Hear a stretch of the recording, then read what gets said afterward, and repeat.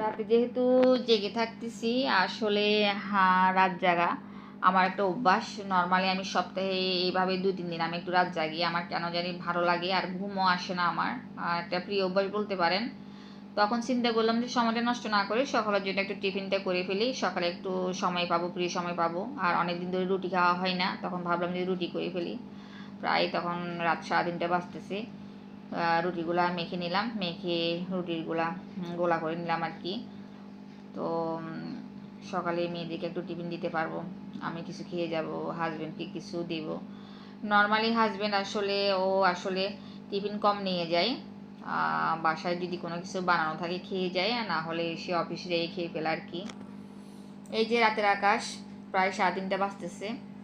আর রুটির কাজ কমপ্লিট করে 4টা বেজে গেল। অনেক সুন্দর একটা পরিবেশ, রাতের আকাশটা শান্ত, একটা নিরিবিলি। খুবই ভালো লাগতেছে আসলে রাত জেগে আকাশটা দেখা, অসাধারণ একটা ব্যাপার আর কি।